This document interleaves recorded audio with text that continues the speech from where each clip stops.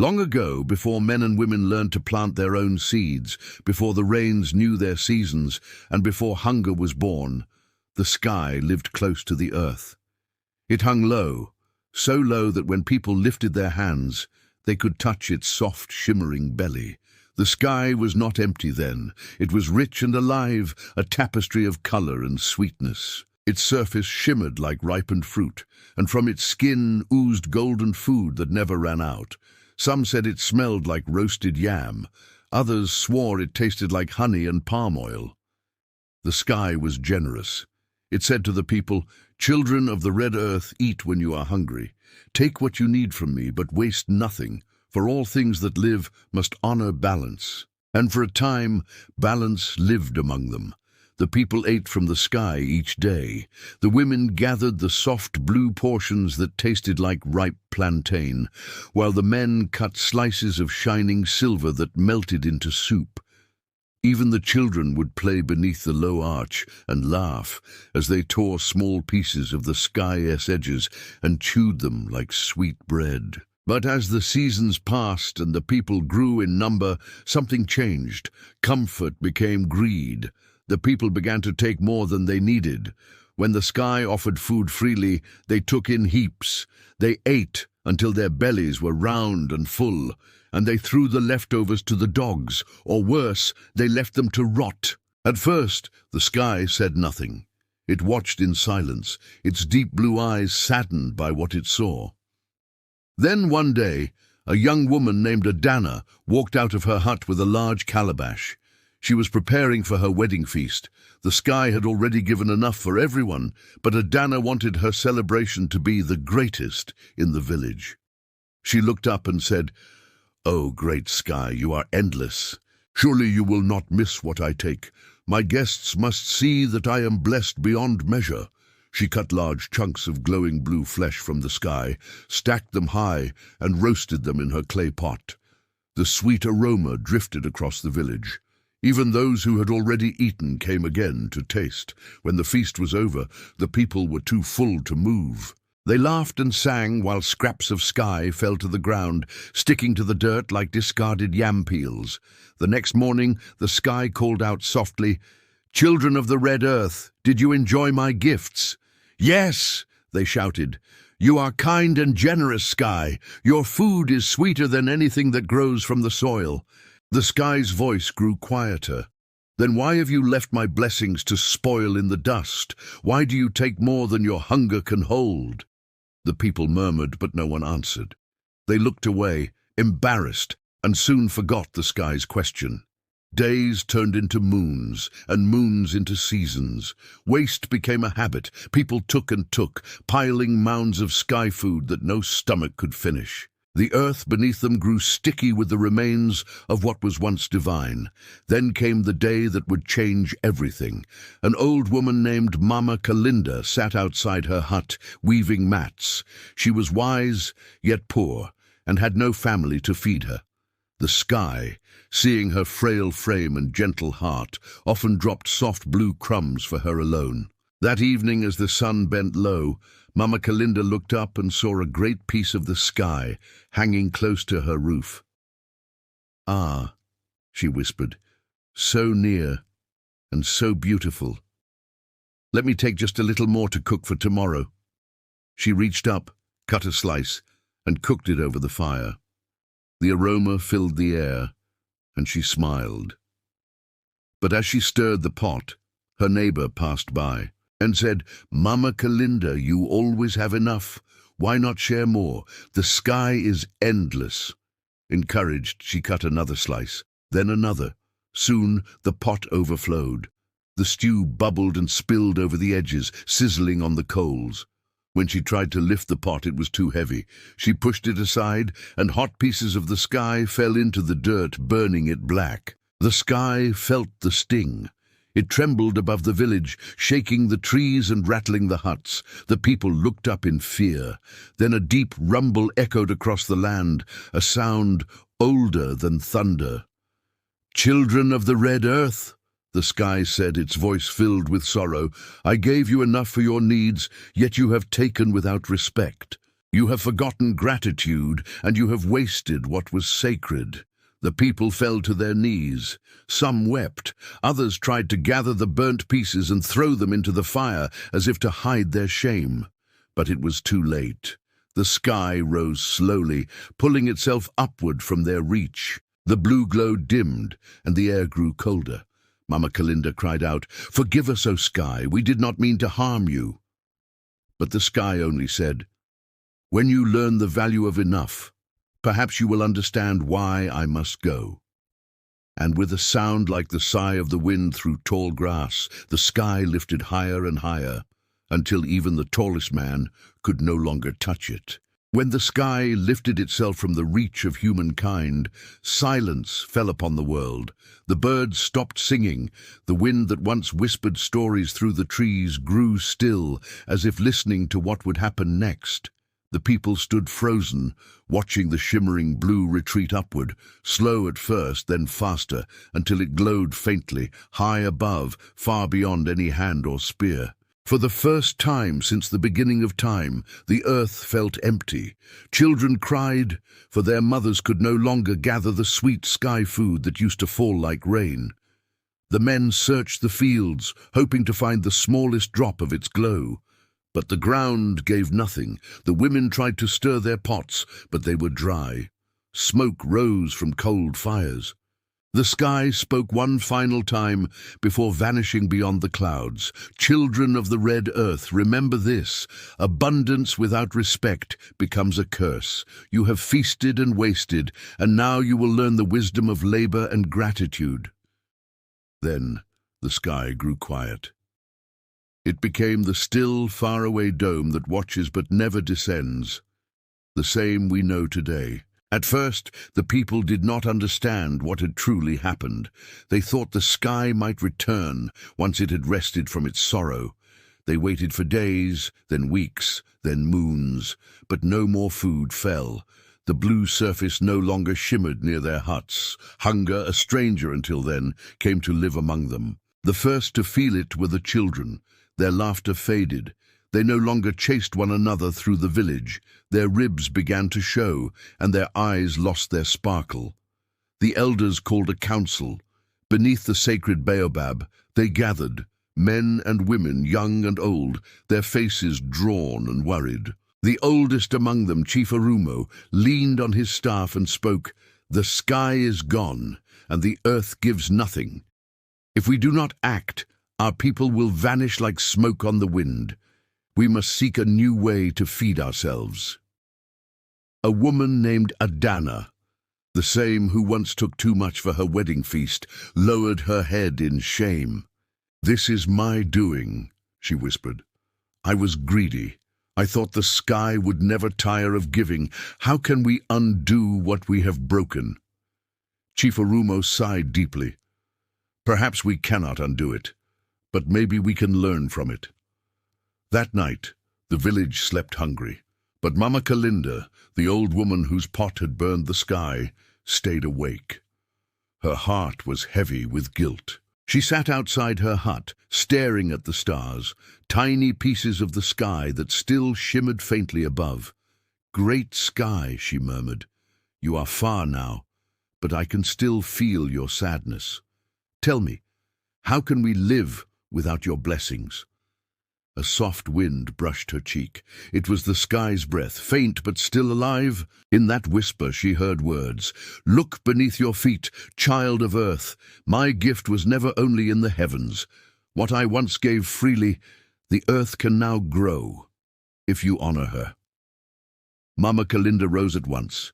She knelt and touched the soil. It felt warm, alive and waiting. "Grow?" she whispered. "The earth can grow food?" The wind stirred again. A nod from the unseen sky. The next morning she gathered the villagers. "The sky has spoken to me," she said. "It will not feed us as before, but it has left us a blessing, the gift of growth.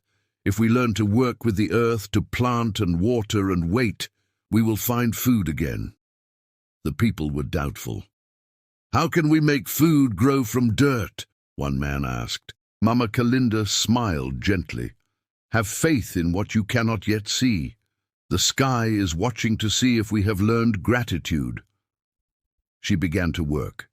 Using her walking stick, she dug small holes in the soil and dropped seeds of wild grass she had gathered from the fields. She covered them carefully and poured a little water. Days passed. Nothing happened. The people laughed softly. The old woman has lost her mind, they said. You cannot eat dirt, Mama Kalinda. But on the seventh day, as the sun rose, something small and green pushed through the soil. The villagers gasped. The next day, there were more shoots. By the next moon, the patch of land outside Mama Kalinda's hut had become a field of tall golden stalks. When she plucked the first grain and ground it into flour, the smell made the villagers' mouths water. She cooked it over the fire and offered the first bowl to the sky, saying, "We give thanks." Then she shared the rest with her people. It was not as sweet as the food that once fell from above, but it filled their bellies.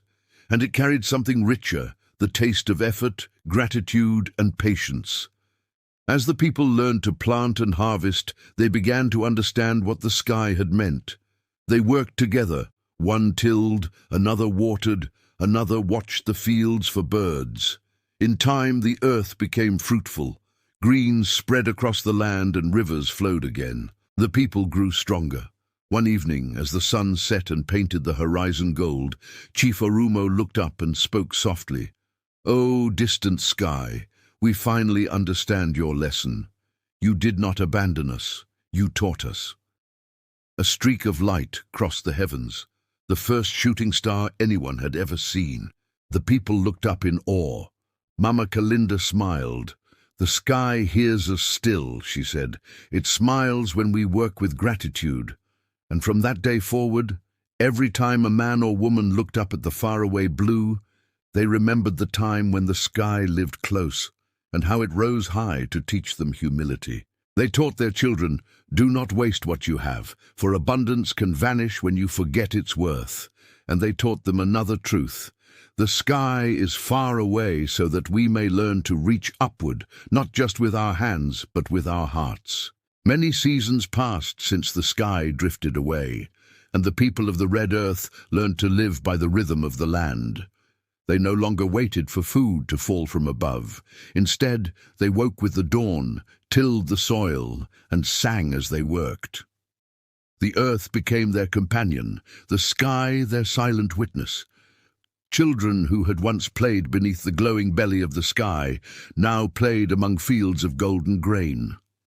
They ran through the tall stalks, their laughter echoing like the wind that rustled the leaves. Their parents smiled as they worked, proud of the food that came from their own hands.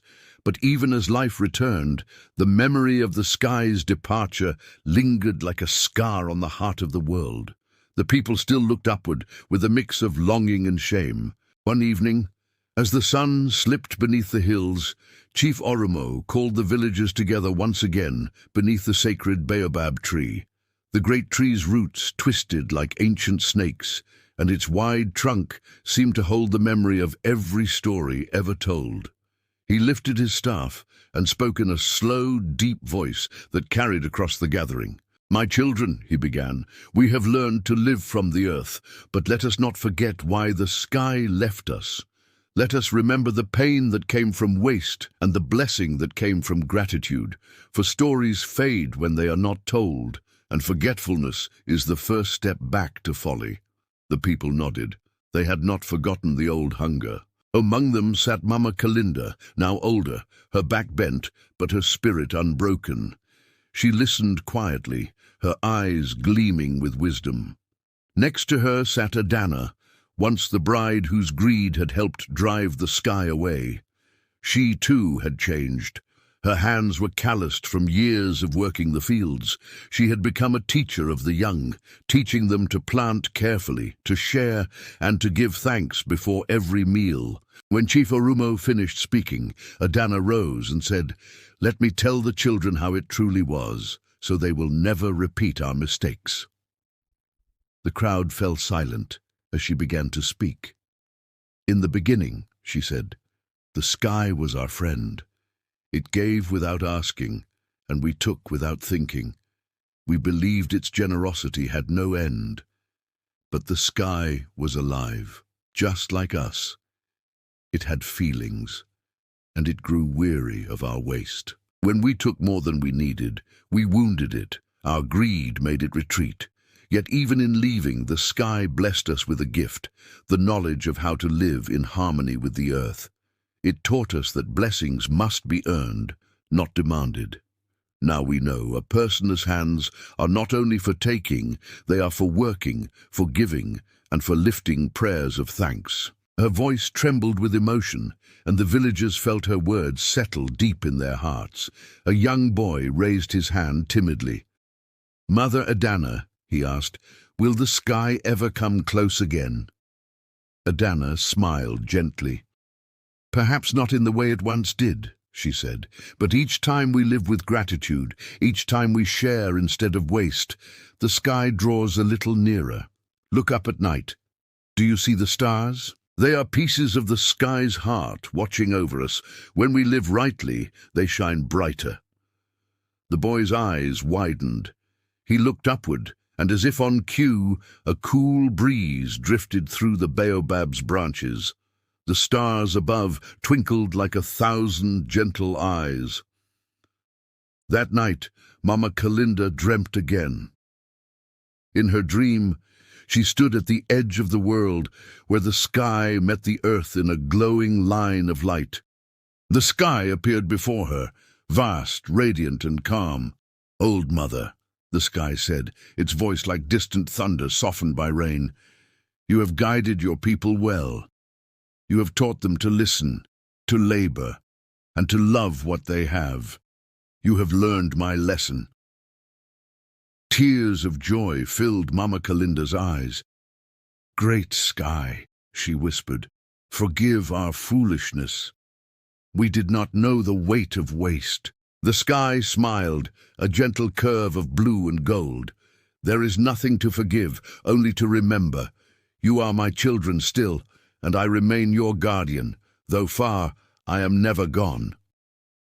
When Mama Kalinda awoke, she felt peace in her heart.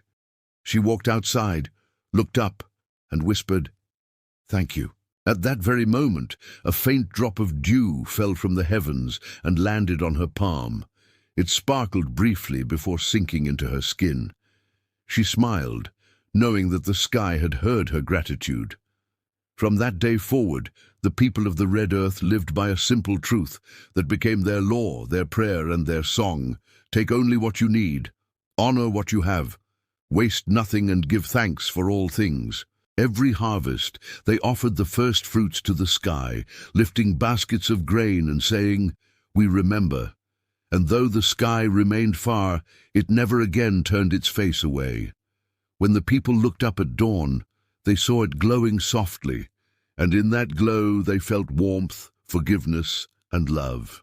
They taught their children and their children's children that every meal, every drop of rain, and every breath of air was a sacred gift, and that gratitude was the key that kept the world in balance. Generations passed. Villages became towns, towns became kingdoms, and still the story was told, around fires, in fields, in whispers beneath the stars. Once, the elders would say, the sky was close, but human greed drove it away. Yet in its distance it taught us the greatest lesson of all, that when we cherish what we have, the heavens will always smile upon us. And somewhere, high above, the sky would shimmer, proud of the people who had learned wisdom through loss. Moral lesson: gratitude preserves blessings. Waste invites loss. What is freely given must still be respected. Distance can be love's way of teaching responsibility. My friends, if this story touched your heart, let its wisdom travel far. The sky may be distant, but its lessons live close in how we treat the gifts we have. So if you believe in the power of African wisdom, don't let this story end here. Tap the subscribe button to walk this journey of stories with me. Turn on the notification bell so you never miss the next tale of truth and tradition. Like this video if it reminded you to be thankful for what you have. And in the comments, tell me, what lesson did you learn from Why the Sky is Far Away? Let our ancestors' wisdom live again, through your voice, your thoughts, and your heart.